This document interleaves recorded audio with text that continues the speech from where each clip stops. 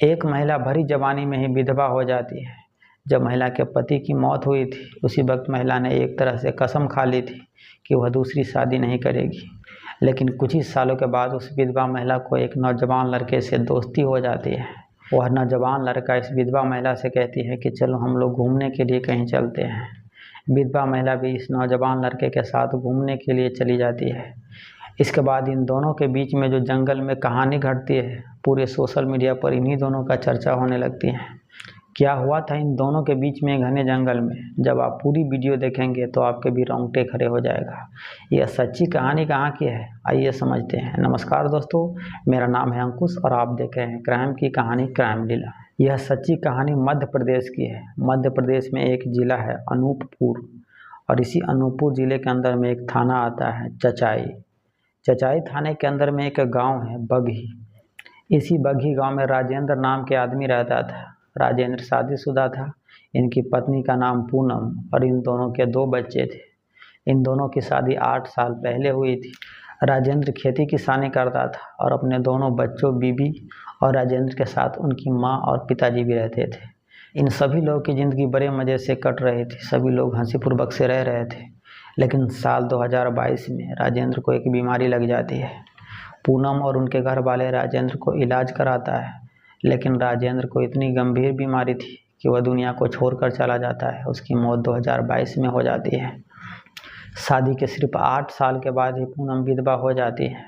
जब कोई महिला जवानी में ही विधवा हो जाए तो आप समझ सकते हैं उस पर क्या बीतेगी, और ऊपर से 2 छोटे छोटे बच्चे। लेकिन पूनम हिम्मत नहीं हारती है और फैसला करती हैं कि आज से इनकी जो 2 बच्चे हैं वही इनके लिए संसार है, दुनिया है। अपने दोनों बच्चों के लिए उनको जीना है, इस तरह के फैसला लेती है। और धीरे धीरे अपने पति की जो मौत हुई थी, जिनसे उनको सदमा लगा हुआ था, उसे भूलने की कोशिश करती है। घर का सारा काम काज करने के बाद पूनम खेतों में भी जाती थी। अपने दोनों बच्चों को अपने सास ससुर के पास रख देती और वो खेतों में जाकर मजदूर सबसे काम करवाती थी। यहाँ तक कि जब उसे किसी काम से मार्केट में जाना होता तो वह कभी कभार अपने बच्चों को भी ले जाती, और नहीं तो कभी कभी अपने दोनों बच्चों के घर पर ही सास ससुर के पास रख देती और फिर मार्केट चली जाती थी। कभी कभार पूनम को पैसे की ज़रूरत होती तब वह अपने रिश्तेदार सबसे मांग लिया करती थी। शुरुआत में कई रिश्तेदार इनको मदद करने के लिए, यहाँ तक कि उनको पैसे देने के लिए भी आते हैं, लेकिन धीरे धीरे सभी रिश्तेदार इनसे दूरियां बनाने लगती हैं। सारे रिश्तेदार नाते जब इनसे दूरियां बनाने लगते हैं, तब पूनम की माँ पूनम से कहती है कि देखो बेटा, तेरी उम्र अभी 23 से 24 साल की है, बहुत छोटी सी उम्र है। ऐसा करो कि तुम दूसरी शादी कर लो और फिर से नई ज़िंदगी की शुरुआत करो। लेकिन पूनम दूसरी शादी करने से इनकार कर देती है।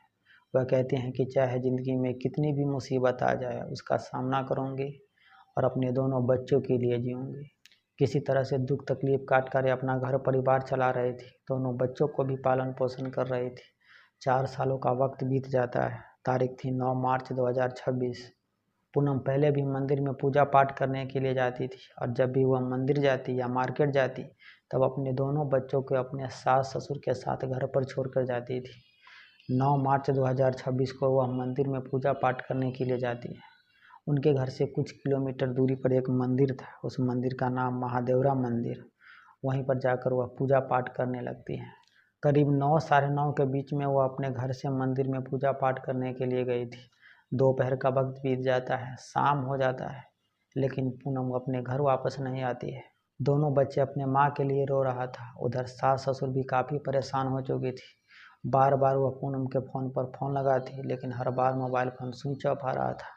तब इनके सास ससुर को काफ़ी फिक्र होने लगती है, क्योंकि आज से पहले ऐसा कभी नहीं हुआ था कि वह इतनी रात तक अपने घर वापस नहीं आई हो। तब पूनम के जितने रिश्तेदार थे उनके यहाँ कॉल कर कर पूछने लगती हैं कि कहीं पूनम उनके घर तो नहीं गई हैं, लेकिन सभी रिश्तेदार इनकार कर देता है। तब ये लोग थक हार कर पुलिस स्टेशन में जाता है और पूनम की गुमशुदगी की रिपोर्ट लिखा देता है। पुलिस गुमशुदगी की रिपोर्ट तो लिख लेती है, लेकिन पुलिस भी इंतज़ार में रहती है कि पूनम अपने आप घर लौट आएगी। लेकिन 2, 4, 5, 10 दिन, यहाँ तक कि 15-16 दिन का वक्त बीत जाता है। पूनम के बारे में ना तो कुछ पता चलता है और ना वह घर लौट कर आती है। तारीख थी 25 मार्च 2026। पूनम जिस मंदिर में पूजा पाठ करने के लिए अक्सर जाती थी, महादेवरा मंदिर, उसी मंदिर के पीछे में पहाड़ी इलाका है। वहाँ घने जंगल भी था। उसी जंगल में कुछ लोग सब किसी काम से भीतर गया हुआ था, और जब वो लोग भीतर गया था तब उसे अजीब तरह से बदबू आने लगी थी। वह इधर उधर देखता है लेकिन उसे कुछ दिखाई नहीं दे रहा था। उन लोगों को लग रहा था कि हो सकता है कि कोई जानवर मरा हो और उसी की बदबू आ रही थी। तभी किसी की नज़र एक पेड़ पर पड़ता है। वह देखता है कि महिला के गले में रस्सी से फंदा बंधा हुआ है और वह पेड़ से झूल रही है। लाश इतनी खराब हो चुकी थी कि उसी से बदबू आ रही थी। इतना भयानक सीन देखने के बाद जितने लोग जंगल के बीच में गए थे, सभी लोग भागकर बाहर आता है, शोर मचाना शुरू कर देता है कि पेड़ पर एक महिला की लाश लटकी हुई है। जैसे ही यह बात सुनता है कि जंगल में एक महिला की लाश पेड़ से लटकी हुई है, बहुत सारे लोग जंगल की तरफ भागता है। और वहां पर जाने के बाद जिसने भी महिला की लाश को देखा, लोगों को पैर तले जमीन खिसक गई। फौरन ही इस घटना के बारे में पुलिस को खबर दी जाती है। थोड़ी देर के अंदर में पुलिस आ जाती है। वहाँ इतनी ज़्यादा बदबू हो रही थी कि वहाँ खड़ा हो पाना मुश्किल हो रहा था। पुलिस किसी तरह से नाक पर रुमाल बांधता है। सबसे पहले महिला की लाश को पेड़ से नीचे उतारा जाता है। लाश काफ़ी खराब हो चुकी थी। आप अंदाज़ा लगा सकते हैं कि लाश से इतनी ज़्यादा बदबू आ रही थी तो लाश कितनी ज़्यादा खराब हो गई होगी।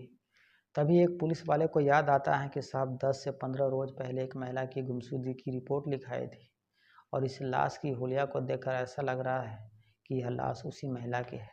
इस महिला की जो गुमशुदगी की रिपोर्ट लिखाई थी उस पर कॉन्टेक्ट नंबर दिया था। उस पर पुलिस कॉल करती है। कॉल कर कर बताती हैं कि हमें एक महिला की लाश मिली है और हमें लग रहा है कि लाश वह आपकी बहू की है, आप आकर उसे पहचानिए। जैसे ही यह बात पूनम के सास ससुर सुनता है कि पूनम की लाश जंगल में मिली है, वह रोते पीटते हुए जंगल की तरफ जाता है। जाने के बाद जैसे ही वो लोग लाश को देखता है तब वो और दहाड़े मार कर रोने लगता है। यह देखकर पुलिस वाले समझ जाता है कि पक्का यह पूनम की ही लाश है। पुलिस के पास कई सवाल था कि आखिरकार पूनम इस जंगल में क्या करने आई थी। अगर उसे खुदकुशी ही करनी थी तो इतनी दूर आने की क्या ज़रूरत थी। वह कहीं भी खुदकुशी कर सकती थी, या किसी ने पूनम को कत्ल करने के लिए जंगल में बुलाया, उसे पहले मारा, इसके बाद उसे फंदे से लटकाया। क्या पूनम ने खुदकुशी की या उसे कत्ल किया है, इन सभी सवालों का जवाब पोस्टमार्टम रिपोर्ट में छिपी थी। पुलिस लाश को पंचनामा करने के बाद पोस्टमार्टम के लिए भेज देती है। पोस्टमार्टम होने के बाद लाश को घर वाले को सौंप देता है। पूनम का मोबाइल नंबर उनके सास ससुर से मिल जाता है। मोबाइल नंबर लेने के बाद सबसे पहले पूनम के फ़ोन के CDR निकलवाया जाता है। उसकी आखिरी लोकेशन कहाँ है इसके बारे में पता करती है। जब उनके फ़ोन की CDR निकाल कर पता करता है तो पता चलता है कि इसकी आखिरी बार एक नंबर पे कॉल हुआ है।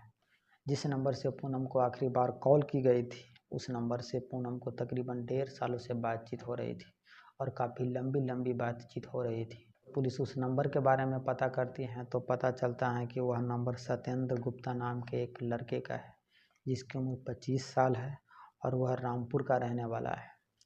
CDR देखने से पुलिस को यकीन हो जाता है कि सत्येंद्र और पूनम के बीच में कुछ रिश्ता है। पुलिस बगैर देरी किए हुए सत्येंद्र के गांव जाता है। सत्येंद्र अपने घर पर ही था। पुलिस उसे गिरफ्तार करती है, थाने ले आती है और उससे पूछताछ करती है। इतना में ही पूनम की लाश की पोस्टमार्टम रिपोर्ट भी आ जाती है। उस रिपोर्ट में यह लिखा गया था कि पहले उसे गला घोटा गया है, इसके बाद उसे फंदा से लटकाया गया था। इससे यह साबित हो जाता है कि पूनम ने खुदकुशी नहीं की थी, बल्कि उसका कत्ल किया गया था। पूनम का कत्ल किसने किया, इसका जवाब सत्येंद्र दे सकता है। वह पुलिस के हिरासत में था और पुलिस उससे पूछताछ कर रही थी।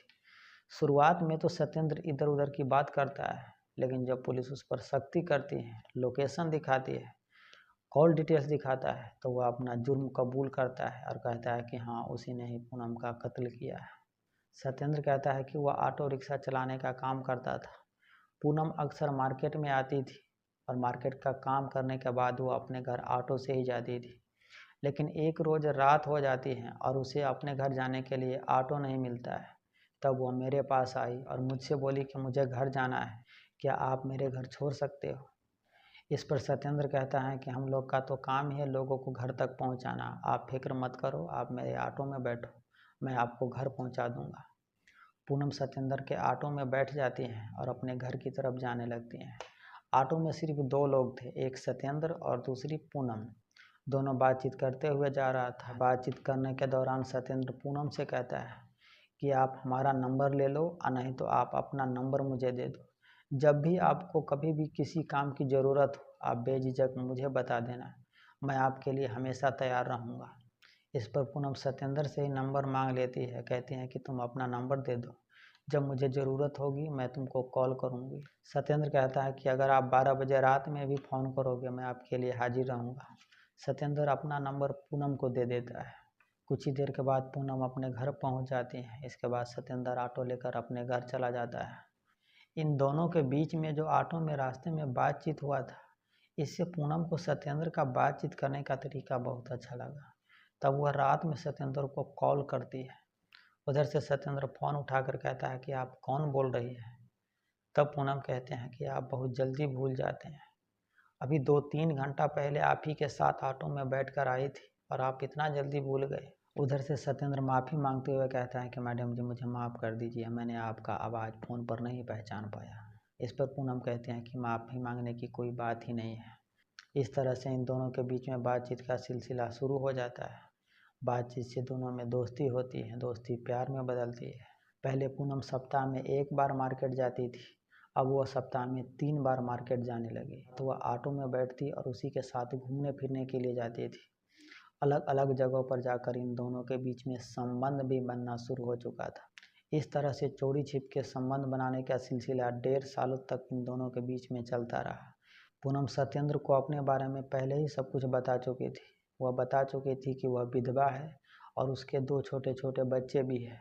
इधर सत्येंद्र भी अपने बारे में पूनम को सब कुछ बता चुका था कि वह अभी कुंवारा है। तब एक रोज़ पूनम सत्येंद्र से कहती हैं कि हम दोनों 1.5 सालों से रिश्ता में हैं, क्यों ना हम दोनों शादी कर ले और एक साथ रहने लगे।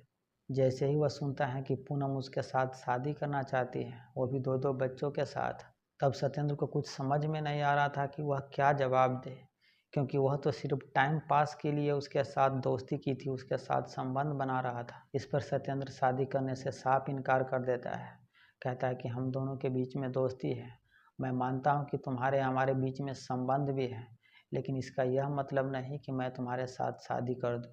यह बात सुनकर पूनम को काफ़ी गुस्सा आ जाती है। पूनम सत्येंद्र से कहती है कि हमारे तुम्हारे बीच में 1.5 सालों से जो रिश्ता है, मैं उसका एक नाम देना चाहती हूँ, तुम्हारे साथ शादी करना चाहती हूँ, लेकिन तुम शादी करने से इनकार कर रहे हो। अगर तुम मेरे साथ शादी नहीं की तो यह बात मैं पुलिस में जाकर बताऊँ कि हमारे तुम्हारे बीच में क्या रिश्ता है। यह बात सुनकर सत्येंद्र काफ़ी घबरा जाता है। सत्येंद्र कहता है कि मुझे कुछ सोचने समझने का टाइम दो। 2-3 दिनों तक सोचने समझने के बाद सत्येंद्र के दिमाग में एक आइडिया आता है कि पूनम को पूजा पाठ करने के बहाने से मंदिर में बुलाएं। अक्सर वह मंदिर में पूजा पाठ करने के लिए भी आती थी। यह बात सुनकर पूनम काफ़ी खुश हो जाती है। पूनम को लगने लगती है कि सत्येंद्र उसके साथ शादी करेगा। तब उसके अगले दिन वह अपने दोनों बच्चों को अपने सास ससुर के पास रख देती है और कहती है कि वह मंदिर में पूजा करने के लिए जा रही है। सत्येंद्र पहले ही पूनम का इंतज़ार कर रहा था। वह दोनों मंदिर में जाकर पूजा पाठ भी करता है। पूजा पाठ करने के बाद सत्येंद्र पूनम से कहता है कि चलो हम दोनों घूमने के लिए चलते हैं। तब वह मंदिर के पीछे जो पहाड़ी इलाका था, वह घना जंगल था। उसी जंगल के बीच में यह दोनों घूमने के लिए चला जाता है। गहरी जंगल में जाने के बाद सत्येंद्र अपना असली रूप में आता है। वह पूनम से कहता है कि तुमने सोच कैसे लिया कि मैं तुम्हारे साथ शादी करूँगा। एक तो तुम विधवा हो, ऊपर से तुम्हें 2-2 बच्चे हैं। मैं तो तुम्हारे साथ टाइम पास कर रहा था और मुझे भी लग रहा था कि तुम भी मेरे साथ टाइम पास कर रही हो, लेकिन तुम तो पुलिस में जाने की धमकी दे रही हो। तुम्हें जिंदा छोड़ दिया तो तुम आज न कल पुलिस में ज़रूर जाओगे और तुम विधवा से मुझे शादी करनी पड़ेगी, इसीलिए मैं तुम्हें आज जान से मार डालूंगा। पूनम फंस चुकी थी, उसे कुछ समझ नहीं आ रहा था। वह वहाँ से भागने की कोशिश करती है, लेकिन सत्येंद्र उसे पकड़ लेता है, ज़मीन पर पटक देता है और पूनम का वह गला घोंटने लगता है। पूनम तड़पने लगती है, हाथ पैर भाजने लगती हैं, लेकिन सत्येंद्र तब तक पूनम का गला घोंटे रखता है जब तक पूनम की सांसें थम नहीं जाती हैं। थोड़ी ही देर के अंदर में पूनम शांत हो जाती है, वह मर जाती है। अपने साथ सत्येंद्र एक नैलून की रस्सी लेकर आया था। इसके बाद फंदा बनाता है, पूनम के गले में बांधता है। इसके बाद एक पेड़ से लटका देता है और चुपचाप वह जंगल से बाहर की तरफ आ जाता है, मानो कुछ हुआ ही नहीं हो। तो दोस्तों, यह थी आज की अफसोसनाक कहानी, जिसमें एक विधवा महिला को एक ऑटो वाले से प्यार हो जाता है। उस ऑटो वाले से विधवा महिला शादी करना चाहती थी, थी, इसीलिए वह उसके साथ 1.5 सालों तक संबंध बनाती रही। लेकिन अंत में उस महिला को वही ऑटो वाला जान से मार डालता है। इस सच्ची कहानी के बारे में अगर आप कुछ बताना चाहते हैं तो अपनी राय हमें कमेंट कर ज़रूर बताइए। हम ऐसे ही सच्ची कहानी के साथ आपके साथ एक और वीडियो में मिलते हैं। तब तक आप अपना बहुत सारा ख्याल रखिए। जय हिंद, जय भारत।